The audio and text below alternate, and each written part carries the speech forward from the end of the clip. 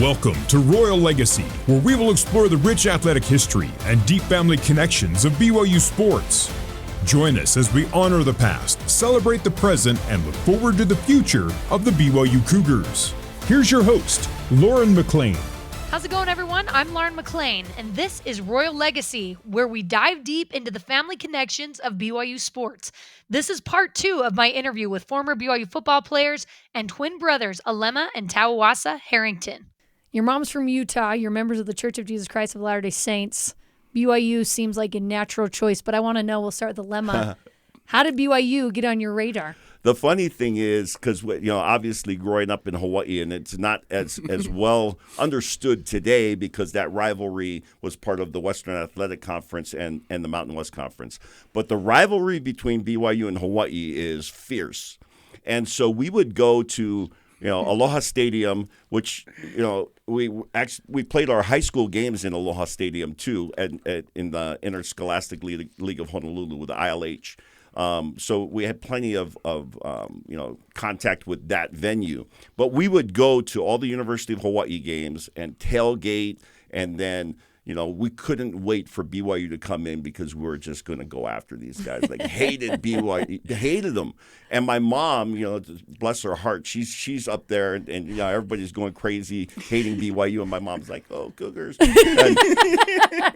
But it really the difference was when Norm Chow reached out to us, a Punahou guy as well, and one of the great coaches, of BYU history, certainly as a coordinator.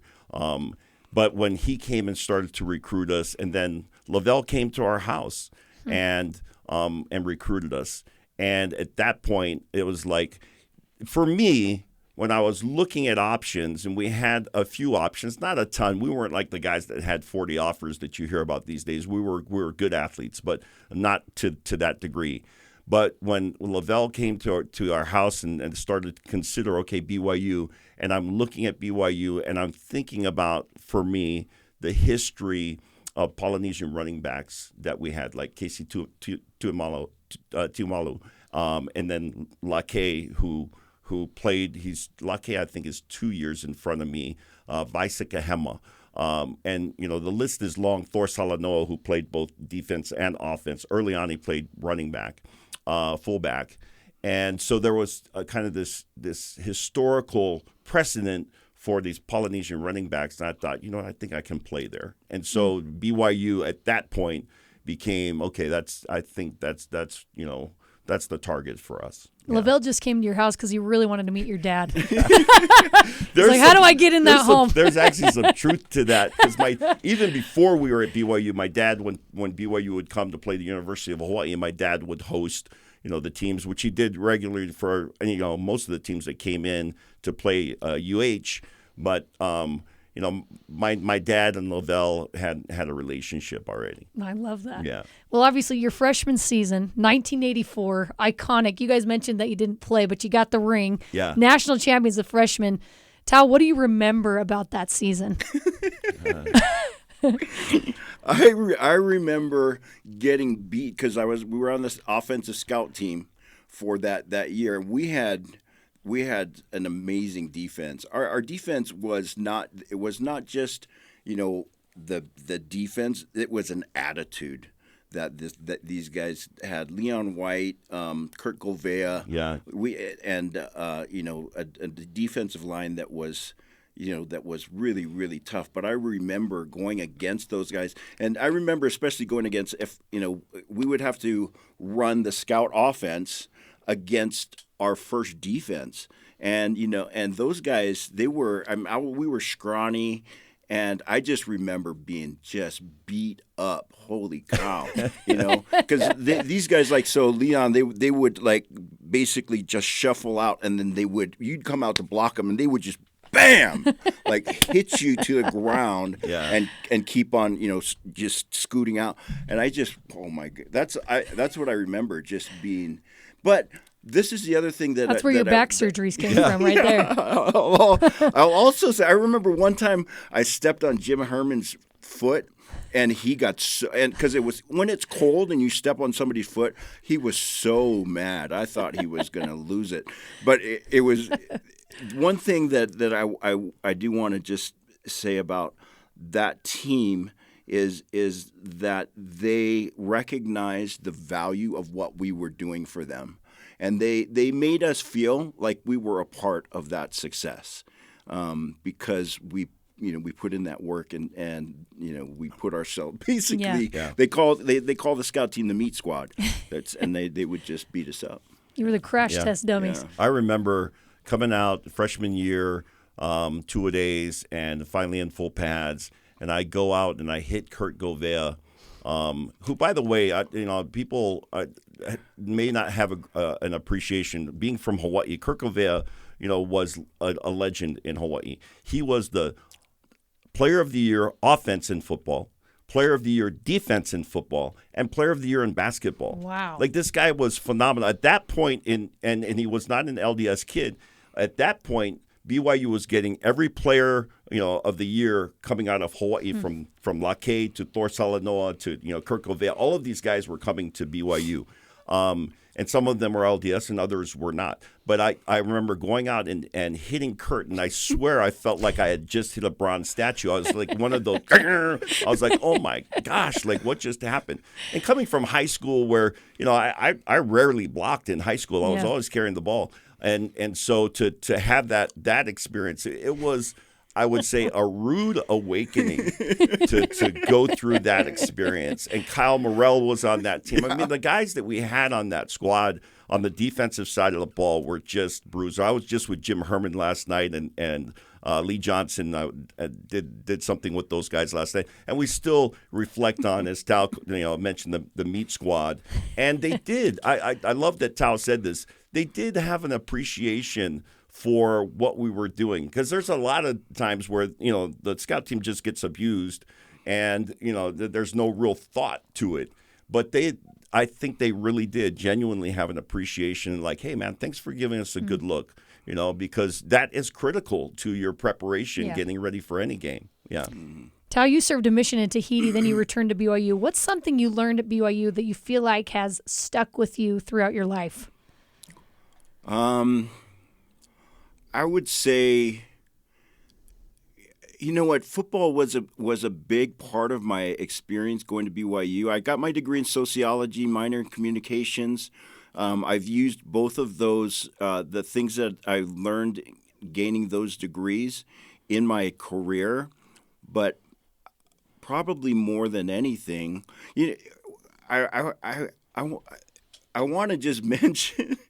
So one of the things that I learned, and as I reflect on it now, is that because now there's so much emphasis put on facilities.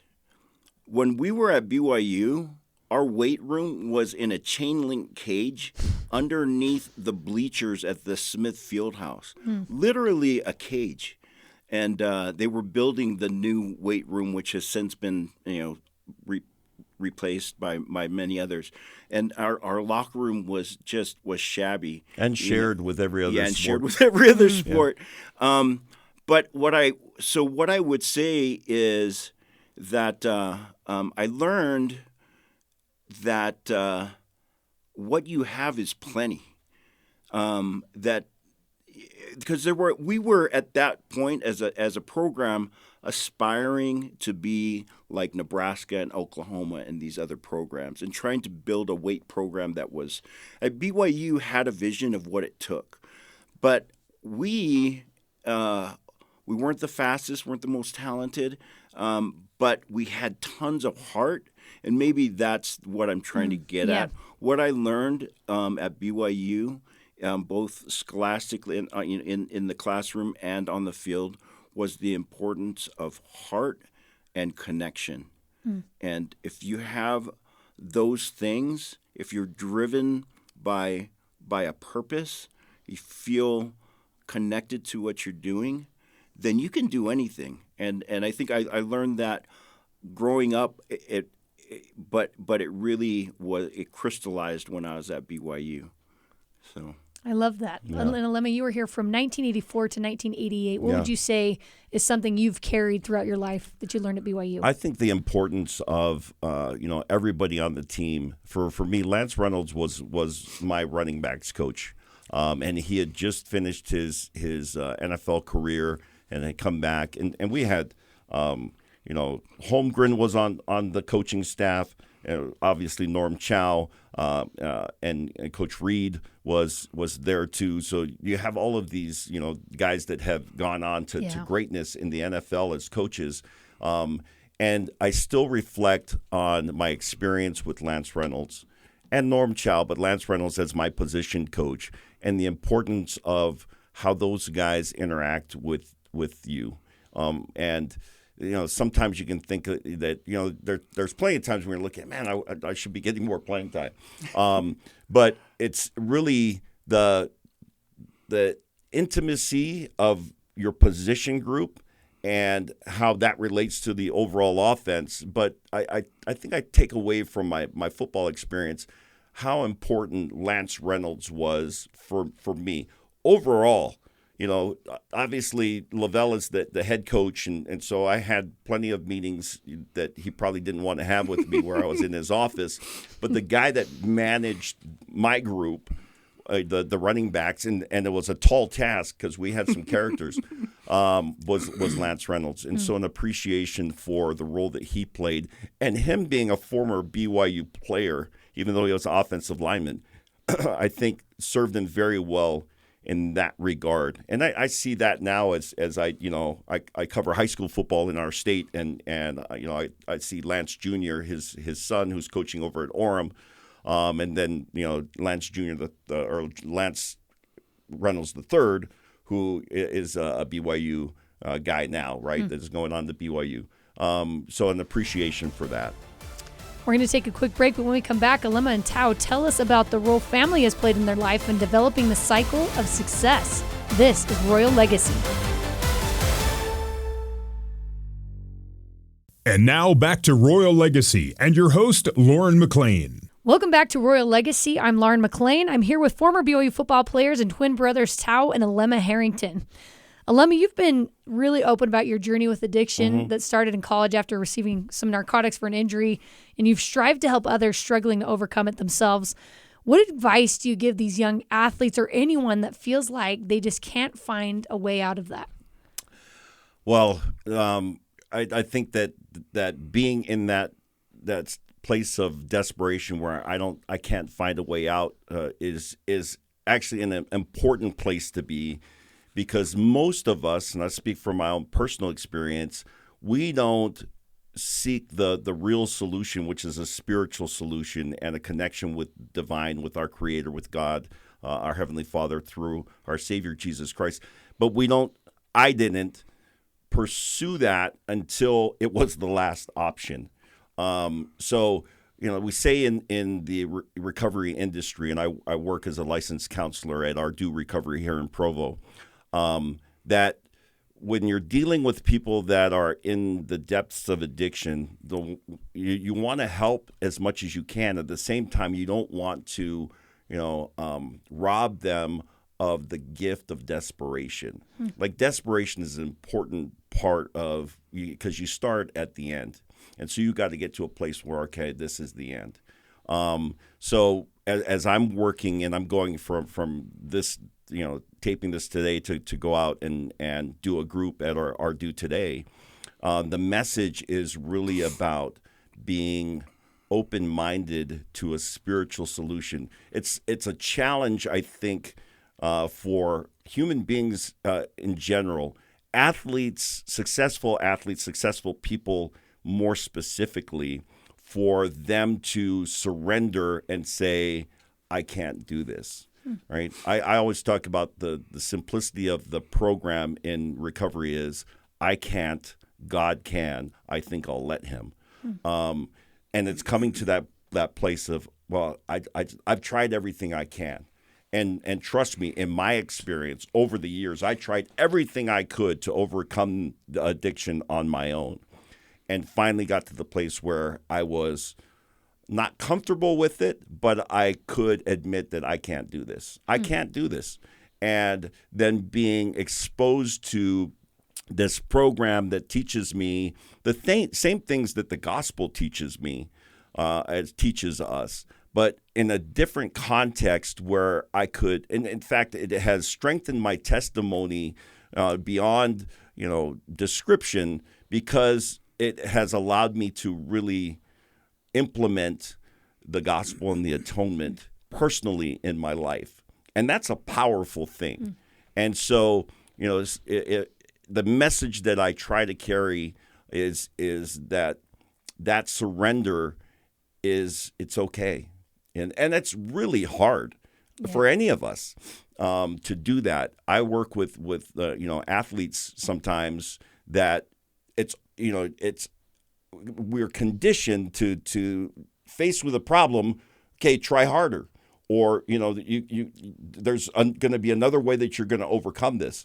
When it comes to addiction, you're not going to overcome this on your own. You need God's help. You need divine intervention. We're conditioned as athletes and as generally as people that you don't admit defeat. And in this case, you have to, because you can't beat it yourself. But as Alema describes it, I think very aptly, that is part of the difficulty, is that you do have to admit defeat, and we don't do that. I mean, that's just not something that we naturally do because we're fighters, right?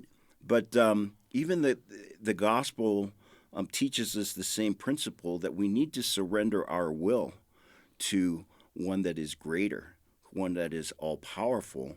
And with that, we can overcome this, but we have to give it up. We have to essentially stop fighting, which is not something that it sounds counterintuitive. Right. But the gospel is, in a lot of ways, counterintuitive because it goes against the natural man. Right. What our normal inclination would be. We need to submit and surrender our will. That type of humility doesn't come natural to us. And Tau, you were mentioning before we started this interview that you are working with men's health and how to overcome some of those difficulties that can come with that. How'd you get into that specifically? Well, so my degree's in sociology. I'm in marketing and I do brand development, and basically I call myself a storyteller. I got involved with a group called Kaimana Intervention Group, which they do trauma intervention and trauma therapy and treatment, but they use culture-based treatment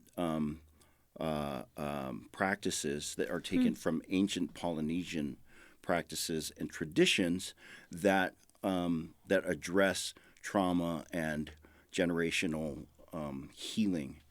And so I got involved with this group because they needed some branding.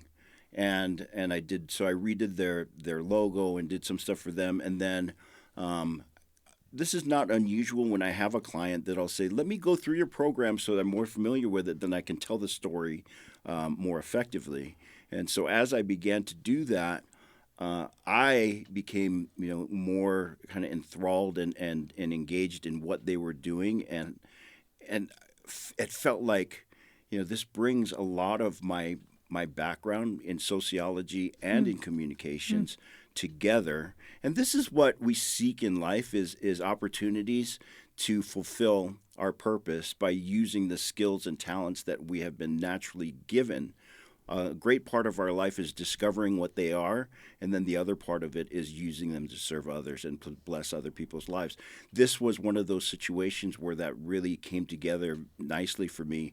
And so I became involved not just as their director of marketing, but also as a Kaimana cultural consultant.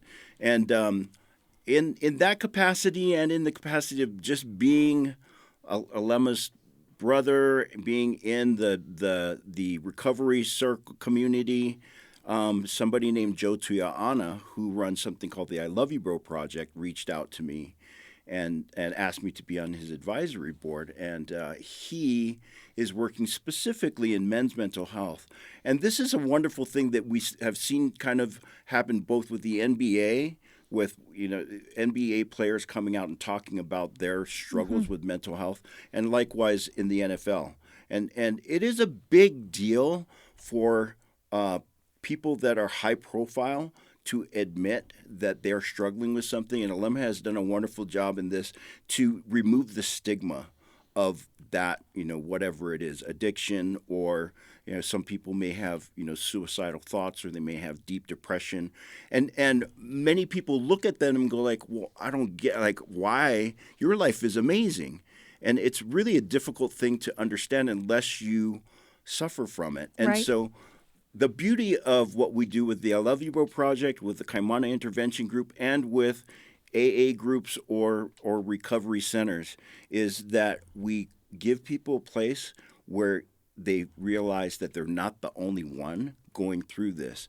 And we go through life, if we have these problems, often thinking that we are alone and nobody understands me.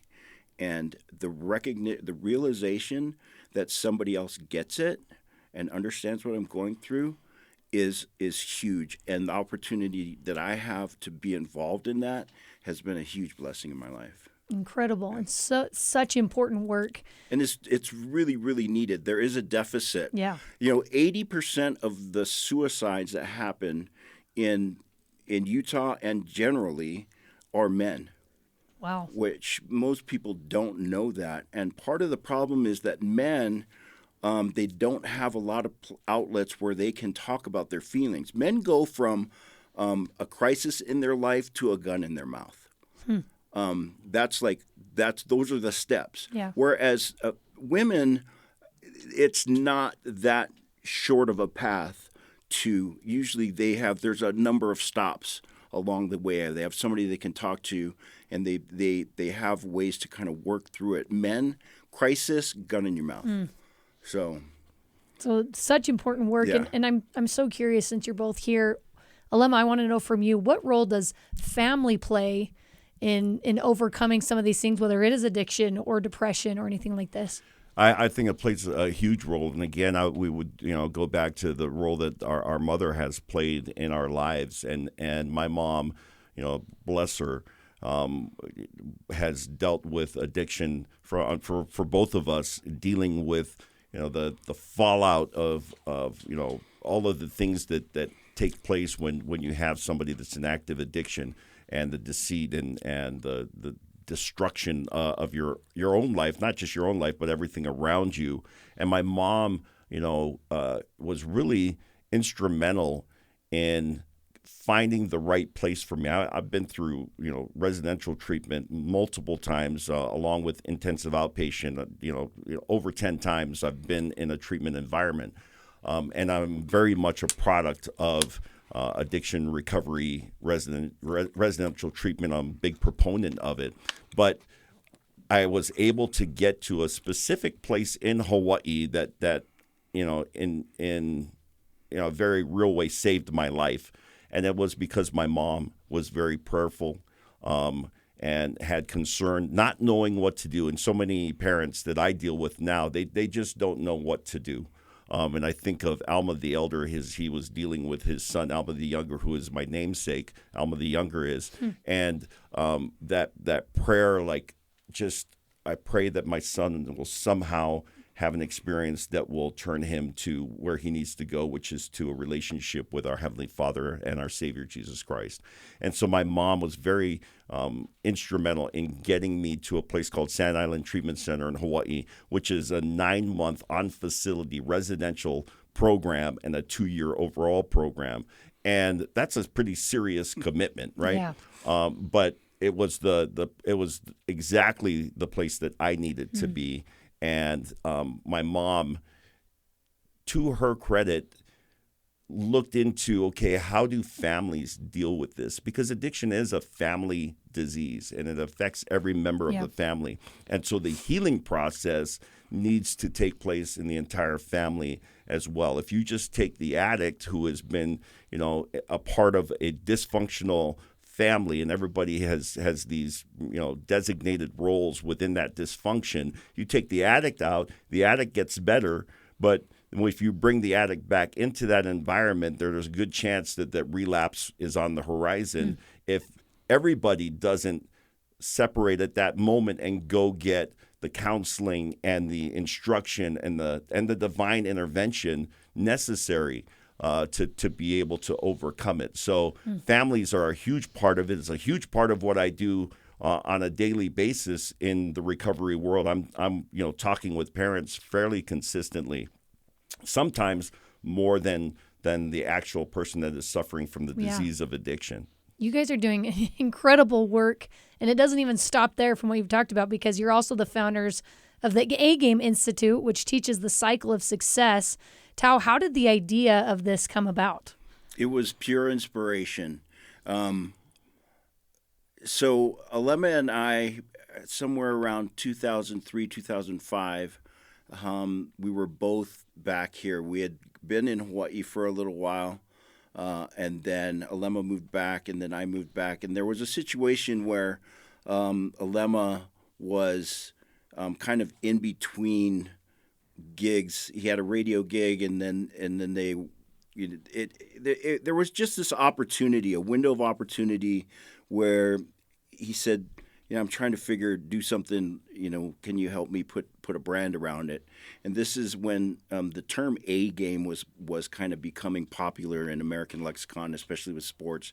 Tiger Woods was saying it a lot, bring your A game, I got to bring my A game. And so I just kind of came up with this idea, let's call it, A game with Alema Harrington, because your name starts with A. And so that's how it really was just that. It was, and so we did a radio show. We ended up doing a TV program that was called AAME with Alema Harrington. It was like a magazine little show that we would do little package stories. And then this is the interesting evolution. Alema was asked by Alema Teo, who runs the All Poly Sports Camps, All Poly Football Camp, which is if you're gonna be somebody and go to the next level, you want to be at that football camp. This was 15 years ago when they were just getting started. He had asked Alema to speak, and Alema came to me and said, hey, we got this opportunity. I have this opportunity to speak. Let's do A game, but what exactly is it going to be? And long story short, I woke up one morning at 3 a.m, which is kind of my witching hour, whatever you want to call it. That's when I have kind of my most inspiration comes to me at that particular time. I woke up at 3 a.m. I was up in Park City, and I was in a hotel room that had an adjacent living room suite. I walked in there and I sat down, and it just started pouring. I literally started pouring out of my mind, and it came to me 5 principles: aspire, acquire, apply, achieve, and at that time appreciate, which has now become acknowledge. Literally, this was revelation, personal revelation to me, that we have since taken and continued to develop and present as the cycle of success that really is not much different than what Tony Robbins teaches. My dad was a huge fan of Napoleon Hill's Think and Grow Rich, and Stephen Covey's seven habits of highly effective people. I think they all preach a very similar program or process. We just were able to kind of put it into a particular packaging that I think really resonates and just flows. But I can't take all the credit for it. It was just the moment happened, and there it was. That's incredible. Yeah, I think it speaks to the brilliance of Tau's branding ability, and then being open to the inspiration. It's okay, what's this going to be? Yeah. And I talk about this very regularly, because so much of what we do, we're trying to, as Tau was talking about, the path that we have is to discover what we were created to do, and then start using those talents to bless other people. But our Heavenly Father has a plan. One of the things I say all the time is God has a plan that's better than yours, right? And you can count on that. And we have to be open to the inspiration for that. And for us, we were able to build around this branding of A-Game, those 5 principles that all start with A, and then be able to use our experience both as athletes and then as people, and had the great pleasure over the years to interview and interact with great athletes from Michael Jordan to Junior Seau, and understand, okay, what were the things that all these successful people have in common, and it came down to those 5 principles and being able to package them. And as Tal's saying, there's not like there's some new thing that has been discovered. These are all eternal principles, and that are found. It's a repackaging of the gospel from Covey to Robbins to Napoleon Hill. It's all basically the gospel. And the more ways that we can find to present those, it's going to make a difference, because not everybody, it's not sticky for everybody. Yeah. The more ways that you can present it. And I think for us, the presentation is a big part of it. It's a multimedia presentation, and drawing from our father's entertainment background, understanding, how a presentation will have, ups and downs and comic relief and different things that are part of presenting the message. And sometimes it's the messenger that makes the difference for people as well. Yeah. So, Alema, I want to ask you this, kind of along those lines. BYU is in year 2 of the Big 12. What advice would you give these guys going through the daily grind of football and trying to find success on the field? Yeah. It's a daily thing. Obviously, you have this aspiration to achieve greatness in the Big 12, but that happens every day, every moment of every day as you're preparing. And one of the great gifts for me of the 12-step program and the AA program are the simple messages, which one of them is one day at a time. Because if you look at, man, I gotta not use drugs and alcohol for the rest of my life, that can be overwhelming. It's like, I can't do that. Yeah. It's like, well, can you stay sober for the next 5 minutes? It's like, maybe I can do that. Oh, how about the next 2 minutes? It's like, I think I can do that. So it's being able to take it off in bite-sized chunks and say, okay, this is what my focus is. And, of course, the aspiration, the big goal remains the same, but being able to focus on what is in front of me right here at this moment. Because, it's easy to get into, analysis paralysis and just, I got to, these lists. And it for me, it's been important to simplify the whole program. And the simplicity of it, again, goes back to I can't, God can, I think I'll let him. And then being able to do those things just very simply from moment to moment, and leaning on divine inspiration to my relationship with God. Okay, God, what would you have me do now? And then go do that. And then, okay, I've done that. Now what? And I think for me, that has been critical to me, not just staying sober, but being able to stay focused and successful. I'm here with Alema and Tau Harrington, former BYU football players and twin brothers. You both are incredible and inspiring. Thank you so much for taking the time with me today. Thank you. Thank you. Thanks again to Alema and Tau Harrington for coming on the show with me. Carter Bond and Tori Kimball helped produce this episode with senior producer Terry South. You can join the Royal Legacy wherever you get your podcasts, on Apple, TuneIn, Stitcher, Spotify, or on BYURadio.org. Royal Legacy is a production of BYU Broadcasting.